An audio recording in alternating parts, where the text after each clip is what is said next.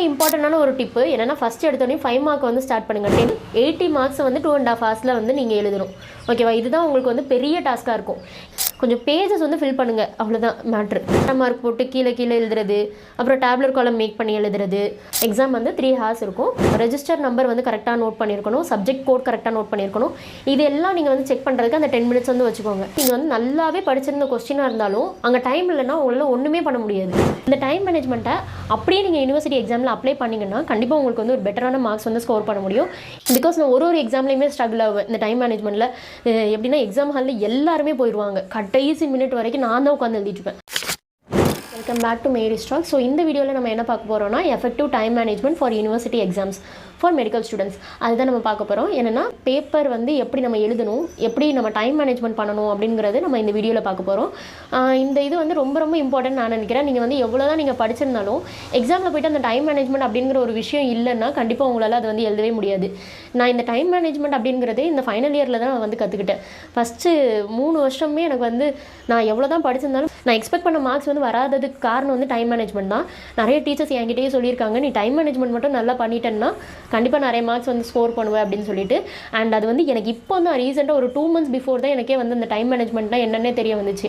So அதுதான் இந்த வீடியோவில் நம்ம பார்க்க போகிறோம். பிகாஸ் நான் ஒரு எக்ஸாம்லேயுமே ஸ்ட்ரகிள் ஆகுவேன் இந்த டைம் மேனேஜ்மெண்ட்டில்.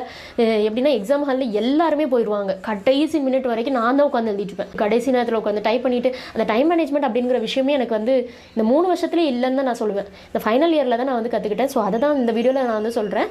அண்ட் ரொம்ப யூஸ்ஃபுல்லாக இருக்கும். நீங்கள் எவ்வளோ தான் படிச்சிருந்தாலும் இந்த டைம் மேனேஜ்மெண்ட் அப்படிங்கிற ஒரு விஷயம் உங்களுக்கு இல்லைன்னா கண்டிப்பாக உங்களால் மார்க் வந்து ஸ்கோர் பண்ண முடியாது. ஸோ கண்டிப்பாக உங்களுக்கு வந்து இந்த வீடியோ ரொம்ப யூஸ்ஃபுல்லாக இருக்கும். வீடியோ வந்து ஃபுல்லாக பாருங்கள். இதில் வந்து எப்படின்னா உங்களோட நியூ ப்ரோட்டோகால் இருக்குது இல்லையா, உங்களோட நியூ சிலபஸ் பேட்டர்னுக்கு ஏற்ற மாதிரி தான் நான் வந்து சொல்லியிருப்பேன். எங்களோட சிலபஸ் பேட்டர்னுக்கு ஏற்ற மாதிரி நான் சொல்லலை. பிகாஸ் இதுக்கடுத்து என்னோட இமீடியட் ஜூனியர்ஸ்லேருந்து எல்லாருக்குமே வந்து சிலபஸ் வந்து மாறிடுச்சு. ஸோ அதுக்கேற்ற மாதிரி என்னோட ஜூனியர்ஸ் கிட்ட என்ன சிலபஸ் உங்களுக்கு அப்படின்னு சொல்லிட்டு அந்த சிலபஸ்க்கு ஏற்ற மாதிரி தான் உங்களுக்கு வந்து இந்த வீடியோவில் டைம் மேனேஜ்மெண்ட் வந்து நான் சொல்ல போகிறேன். இந்த டைம் மேனேஜ்மெண்ட்டை அப்படியே நீங்கள் யூனிவர்சிட்டி எக்ஸாமில் அப்ளை பண்ணிங்கன்னா கண்டிப்பாக உங்களுக்கு வந்து ஒரு பெட்டரான மார்க்ஸ் வந்து ஸ்கோர் பண்ண முடியும். இது வந்து ஃபஸ்ட் இயர்லேருந்து நீங்கள் வந்து தெரிஞ்சுக்கிறது ரொம்ப நல்லது. நான் ஃபைனல் இயர் வந்து தான் கற்றுக்கிட்டேன். இந்த மாதிரி நீங்கள் லேட்டாக பிக்கப் பண்ணுறதுக்கு பதிலாக ஃபஸ்ட் இயர்லேயே நீங்கள் பிக்கப் பண்ணிக்கோங்க. அதுக்காண்டி தான் இந்த வீடியோ. அண்ட் உங்களோட ஃப்ரெண்ட்ஸ்க்கும் ஷேர் பண்ணுங்கள், அவங்களுக்கும் ரொம்ப யூஸ்ஃபுல்லாக இருக்கும். சேனலை சப்ஸ்கிரைப் பண்ணாதவங்க மறக்காமல் சப்ஸ்கிரைப் பண்ணிக்கோங்க. பக்கத்தில் இருக்கிற பெல் ஐக்கனையும் கிளிக் பண்ணிக்கோங்க. Okay, without further delay let's get into the video.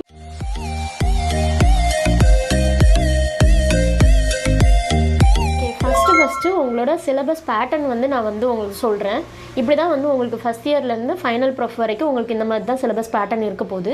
உங்களுக்கு எப்படி இருந்துச்சுன்னா 2 15 மார்க்கு, அப்புறம் வந்து 5 மார்க்ஸ் வந்து 10 5 மார்க்ஸ் இருக்கும், அண்ட் 10 2 மார்க்ஸ் வந்து இருக்கும். ஸோ இதுதான் எங்களோட பேட்டர்ன். எங்களோட கொஸ்டின் பேப்பர் பேட்டர்ன் வந்து இந்த மாதிரி தான் இருந்தது. அண்ட் என்னோட இமீடியட் ஜூனியர்லேருந்து அவ்வளோமே சேஞ்ச் ஆயிருக்கு. ஸோ அந்த சேஞ்சான கொஸ்டின் பேப்பர் பேட்டர்ன் தான் நான் உங்களுக்கு சொல்ல போகிறேன். பிகாஸ் நீங்கள் இப்போ படிச்சுட்டு இருக்கீங்கன்னா அதுதான் உங்களுக்கு வந்து யூஸ்ஃபுல்லாக இருக்கும். ஏன்னா எங்கள் பேட்சோட இது எல்லாமே சேஞ்ச் ஆயிருச்சு. நாங்கள் லாஸ்ட் பேட்ச்னு சொல்ல முடியும் அந்த கொஸ்டின் பேப்பர் பேட்டர்ன் இருக்கிற பேட்ச். உங்களோட பேட்சுக்கு வந்து எந்த மாதிரி வருது அப்படின்னா 1 மார்க்ஸ் வந்து இருக்குது, லைக் எம்சிக்யூஸ் மாதிரி இருக்கும். 1 மார்க்ஸ் வந்து 21 மார்க்ஸ் வந்து கொடுத்துருக்காங்க. அண்ட் 10 மார்க்ஸ் பார்த்துக்கிட்டிங்கன்னா 4 10 மார்க்ஸு, 21 மார்க் 20 மார்க்ஸு, 4 10 மார்க்ஸு, இதுக்கு 40 மார்க்ஸ் வந்துடுச்சா, 60 மார்க்ஸ் வந்துடுச்சு. அண்ட் 5 மார்க்ஸ் வந்து 8 5 மார்க்ஸ் வந்து கொடுத்துருக்காங்க. 8 5 மார்க்ஸ்னால் 8 5 40. 5 மார்க் கொஸ்டின்ஸ் வந்து 40 மார்க்ஸ்க்கு நீங்கள் எழுத வேண்டியிருக்கும். 10 மார்க் கொஸ்டின்ஸ் வந்து 40 மார்க்ஸ்க்கு எழுத வேண்டியிருக்கும். அண்ட் 20 எம்சிக்யூஸ், டோட்டலி 100 மார்க்ஸ்க்கு வந்து நீங்கள் எழுத வேண்டியிருக்கும். ஒரு சில சப்ஜெக்ட் வந்து பேப்பர் 1 பேப்பர் 2 இருக்கும், 100 மார்க்ஸ் இருக்கும். ஒரு சில சப்ஜெக்ட் வந்து சிங்கிள் பேப்பர்லேயே முடிகிற மாதிரி இருக்கும். ஸோ அதுக்கேற்ற மாதிரி பார்த்துக்கோங்க. சம்ஹிதா சான்ஸ்கிரிட் வந்து சிங்கிள் பேப்பரில் இருக்கும். அனாட்டமி ஃபிசியாலஜி பதார்த்த விஞ்ஞானம் இதெல்லாம் வந்து 2 பேப்பராக வரும். ஸோ அந்த மாதிரி பார்த்துக்கோங்க. ஒரு இயருக்கும் வந்து சேஞ்ச் ஆகும். ஆனால் எல்லா பேப்பருக்குமே 100 மார்க்ஸ் தான் இருக்கும். லாஸ்ட் ஃபைனல் ப்ரொஃபுக்கு வந்து ரிசர்ச் அண்ட் ஸ்டாட்டிஸ்டிக்ஸ் வந்து ஒரு சப்ஜெக்ட் இருக்கும். அந்த சப்ஜெக்ட்டுக்கு மட்டும்தான் 50 மார்க்ஸ், டோட்டலாகவே 50 மார்க்ஸ். ரிசர்ச்சுக்கு 25 மார்க்ஸ், ஸ்டாட்ஸுக்கு 25 மார்க்ஸ்னு டோட்டலாகவே 50 மார்க்ஸ் தான் இருக்கும். அந்த ஒரு பேப்பர் மட்டும்தான், அதுவும் ஃபைனல் ப்ரொஃபில் தான் வரும். ஃபஸ்ட் இயர்லேருந்து அந்த 3rd இயர் வரைக்கும் எல்லாமே சப்ஜெக்ட்ஸ் வந்து 100 மார்க்ஸுக்கு தான் இருக்கும்.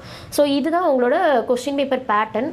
இதில் வந்து என்னென்னா உங்களுக்கு அந்த 20 எம்சிக்யூஸ் வந்து நான் சொல்லியிருக்கேன் இல்லையா, அந்த 20 எம்சிக்யூஸ் வந்து ஃபஸ்ட் எடுத்தோடனே கொஸ்டின் பேப்பரோட சேர்த்து கொடுக்க மாட்டாங்க. ஃபஸ்ட்டு உங்களுக்கு கொடுத்த கொஸ்டின் பேப்பரில் என்ன கொடுத்துருப்பாங்கன்னா ஒன்லி அந்த 5 மார்க்ஸ் கொஸ்டின்ஸும் 10 மார்க் கொஸ்டின் மட்டும்தான் இருக்கும் ஃபஸ்ட்டு கொஸ்டின் பேப்பரில். 5 மார்க் கொஸ்டின் எவ்வளோ சொல்லியிருந்தேன், 8 5 மார்க்ஸு. 10 மார்க் கொஸ்டின் வந்து 4 10 mark, total 80 marks question paper தான் உங்களுக்கு ஃபஸ்ட்டு வந்து கொடுப்பாங்க. ஃபஸ்ட்டு எக்ஸாம் ஸ்டார்ட் பண்ணுறதுக்கு முன்னால் ஃபஸ்ட் அந்த 80 மார்க்ஸ் கொஸ்டின் பேப்பர் தான் உங்களுக்கு கொடுப்பாங்க. எக்ஸாம் வந்து 3 ஹார்ஸ் இருக்கும். அந்த 3 ஹார்ஸில் லாஸ்ட்டு 30 மினிட்ஸ் தான் வந்து உங்களுக்கு MCQs வந்து வரும். ஸோ அந்த 30 மினிட்ஸை வந்து நம்ம விட்டுடலாம் 3 ஹார்ஸில். டோட்டலாக 2.5 ஹார்ஸ் தான் இருக்குது. 80 மார்க்ஸை வந்து 2.5 ஹார்ஸில் வந்து நீங்கள் எழுதணும். ஓகேவா? இதுதான் உங்களுக்கு வந்து பெரிய டாஸ்க்காக இருக்கும். ஏன்னா நீங்கள் வந்து நல்லாவே படிச்சிருந்த கொஸ்டினாக இருந்தாலும் அங்கே டைம் இல்லைன்னா உங்களால் ஒன்றுமே பண்ண முடியாது. எக்ஸ்ட்ரா டைம் உங்களுக்கு 5 நிமிஷம் கூட எக்ஸ்ட்ரா டைம் கொடுக்கவே மாட்டாங்க. கொடுத்துருக்கிற டைமுக்கு ப்ராப்பராக எழுதணும், அவ்வளோதான் மேட்ரு. 2.5 ஹார்ஸில் 80 மார்க்ஸ் நீங்கள் எழுதணும்னா கண்டிப்பாக எழுதி தான் ஆகணும். 2.5 ஹார்ஸில் வந்து எப்படி நீங்கள் ப்ராப்பராக அவ்வளோ கொஸ்டின் எழுதுறது வந்து எப்படின்னு நான் சொல்கிறேன். ஃபஸ்ட்டு வந்து என்ன பார்த்துக்கிட்டிங்கன்னா 8 5 மார்க்ஸ் இருக்குதுன்னு நான் சொல்லியிருந்தேன் இல்லையா? அப்போது 8 5 மார்க் இருக்குன்னா ஒரு 5 மார்க்ஸுக்கு வந்து 9 மினிட்ஸ் மினிமம், மேக்ஸிமம் வந்து ஒரு 10 மினிட்ஸ் வரைக்கும் வச்சுக்கோங்களேன். ஸோ 10 மினிட்ஸ்ன்னு நீங்கள் வச்சுக்கிட்டாலும் ஒரு 5 மார்க்குக்கு வந்து 10 மினிட்ஸு. அப்போது 8 5 மார்க்ஸ் இருக்குது, 80 மினிட்ஸ். அரௌண்ட் 1 hour 20 மினிட்ஸ்க்குள்ளே நீங்கள் வந்து 5 மார்க்ஸ் வந்து கம்ப்ளீட் பண்ணணும். 1 hour 20 மினிட்ஸ்க்குள்ளே. இது வந்து இம்பார்ட்டண்டான ஒரு டிப்பு. என்னென்னா ஃபஸ்ட் எடுத்தோடனே 5 மார்க் வந்து ஸ்டார்ட் பண்ணுங்கள். 10 மார்க்லேருந்து ஸ்டார்ட் பண்ணாதீங்க. ஃபஸ்ட் இயர்லேருந்து 3rd இயர் வரைக்கும் நான் பண்ணிட்டு வந்த மிஸ்டேக் இது தான். அந்த 15 மார்க் கொஸ்டினை வந்து ஃபஸ்ட் எடுத்தோடனே ஸ்டார்ட் பண்ணுவேன். உங்களுக்கு வந்து 10 மார்க் கொஸ்டின், 10 மார்க் கொஸ்டின்லேருந்து ஸ்டார்ட் பண்ணாதீங்க. ஃபஸ்ட்டு எடுத்தது 5 மார்க் கொஸ்டின்லேருந்து ஸ்டார்ட் பண்ணுங்கள். 8 5 மார்க்ஸ் இருக்குன்னா ஒரு 5 மார்க்குக்கு மேக்ஸிமம் 10 மினிட்ஸ் வச்சிங்கன்னா 8 5 மார்க்ஸ் இருக்கா? இப்போ 10 × 8 80 மினிட்ஸ், அதாவது 1 hour 20 மினிட்ஸில் வந்து அந்த 8 5 மார்க்ஸையும் முடிக்கிறதுக்கு பாருங்கள். மிச்சம் வந்து ஒரு 10 மினிட்ஸ் இருக்குன்னா அந்த 10 மினிட்ஸில் நீங்கள் வந்து இந்த யோசிக்கிறது, ஏதாவது பாயிண்ட்ஸ் வந்து விட்டுருக்கோமா அப்படின்னு பார்க்குறது அதை இருக்கோங்க. மிச்சம் உங்களுக்கு எவ்வளோ இருக்குன்னா 1.5 hours இருக்கும். 1.5 hours ப்ளஸ் ஒரு 10 மினிட்ஸ்னு வச்சுக்கோங்களேன். ஏன்னா அங்கே வந்து 1 hour 20 மினிட்ஸில் நீங்கள் 5 மார்க்ஸ் வந்து முடிச்சிருப்பீங்களா? 1.5 hours ப்ளஸ் 10 மினிட்ஸ் இருக்குது.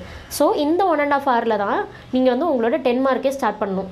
ஒரு 10 மார்க்குக்கு 15 மினிட்ஸ் தான், அதுக்கு மேலே நீங்கள் தாண்டவே கூடாது. 15 மினிட்ஸ் வந்து ஒரு 10 மார்க் கொடுத்தீங்கன்னா 4 10 மார்க் இருக்குது. 1 hourல நீங்கள் வந்து 4 10 மார்க்கே நீங்கள் முடிக்கிறதுக்கு பார்க்கணும். இதுதான் இம்பார்ட்டன்ட், மேண்டட்ரி. மிச்சம் ஒரு 10 நிமிஷம் கேப் இருக்குது இல்லையா? அந்த 10 நிமிஷம் கேப்பை வந்து லாஸ்ட்டில் நீங்கள் வந்து விட்டு வச்சுக்கணும். ஏன்னா அந்த 10 நிமிஷம் கேப்பில் நீங்கள் வந்து இந்த பேப்பர் டைப் பண்ணுறதோ, இல்லைனா முன்னால் வந்து யூனிவர்சிட்டி எக்ஸாம்ஸ்க்கு வந்து பேப்பர் டைப் பண்ணுறது பிரச்சனை இருக்காது, புக்லெட்டாகவே கொடுத்துருவாங்க. நீங்கள் வந்து முன்னால் வந்து பேஜ் நம்பர்ஸ் வந்து நோட் பண்ண வேண்டியிருக்கும். எல்லா ஷீட்லேயும் பேஜ் நம்பர்ஸ் வந்து கரெக்டாக போட்டிருக்கணும். அண்ட் எல்லா இதுலேயும் முன்னால் வந்து ஒரு டேப்லர் காலம் மாதிரி இருக்கும். அந்த டேப்லர் காலமில் 10 மார்க்ஸில் ஃபஸ்ட்டு 10 மார்க்குக்கு எவ்வளோ பேஜ் நீங்கள் எழுதிருக்கீங்கன்னு அதை நோட் பண்ணணும். செகண்ட் 10 மார்க்குக்கு எவ்வளோ பேஜ் வந்து எழுதிருக்கீங்கன்னு அதில் நோட் பண்ணணும். அந்த மாதிரி ஒரு கொஸ்டினுக்கும் எவ்வளோ பேஜ் நீங்கள் வந்து யூட்டிலைஸ் பண்ணியிருக்கீங்க அப்படிங்கிறது அந்த ஃப்ரண்ட் பேஜில் நீங்கள் எழுதினா மட்டும்தான் உங்களுக்கு வந்து மார்க் கொடுப்பாங்க.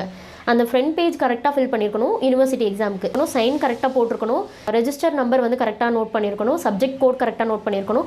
இதெல்லாம் நீங்கள் வந்து செக் பண்ணுறதுக்கு அந்த 10 மினிட்ஸ் வந்து வச்சுக்கோங்க. ஸோ அந்த பேஜ் நம்பர் ஃபில் பண்ணுறது, அந்த புக்லெட்டில் அந்த ஃப்ரண்ட் பேஜ் வந்து கரெக்டாக இருக்கா அப்படின்னு பார்க்குறது, இது எல்லாத்துக்கும் ஒரு 10 மினிட்ஸ் ஆர் 5 மினிட்ஸ் வந்து நீங்கள் வச்சுக்கோங்க. அந்த லாஸ்ட்டாக ஒரு 30 மினிட்ஸில் வந்து அவங்க கொடுப்பாங்கன்னு நான் சொல்லியிருந்தேன் இல்லையா? 2.5 ஹவர்ஸில் இது எல்லாத்தையும் முடிச்சுட்டு லாஸ்ட்டாக அந்த 20 மார்க்ஸ் இருக்குல்ல, அந்த 20 MCQஸை அந்த 30 மினிட்ஸில் நீங்கள் யோசிச்சு எழுதுறதுக்கு கரெக்டாக இருக்கும். 30 மினிட்ஸில் 20 மார்க்ஸுக்கு வந்து கொடுக்குறது ஈஸியாக இருக்கும்.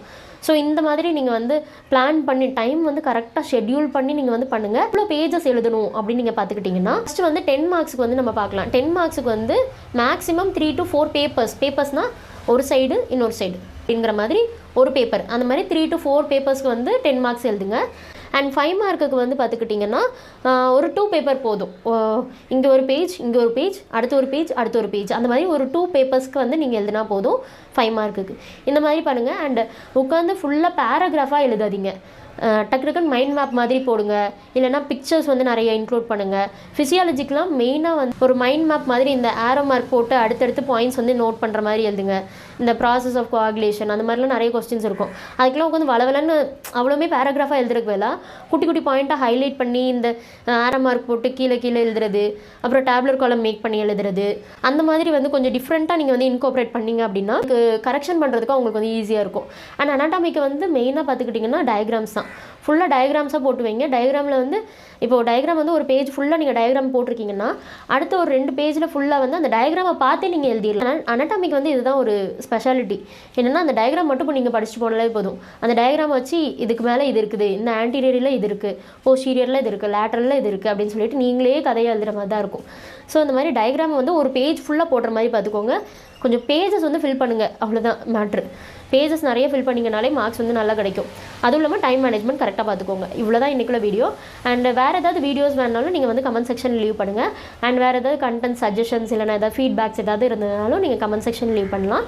ஐ do have one Instagram page, அதையும் நீங்கள் ஃபாலோ பண்ணிக்கலாம். டிஎம் பண்ணலாம் உங்களுக்கு ஏதாவது டவுட்ஸ்னால். மேலே ஸ்டாக் தான் அது நேமும். ஸோ சேனலை சப்ஸ்கிரைப் பண்ணாமல் பார்த்துட்டு இருக்கீங்கன்னா மறக்காமல் சேனலை சப்ஸ்கிரைப் பண்ணிக்கோங்க. அடுத்த வீடியோவில் பார்க்கலாம். Until then bye bye.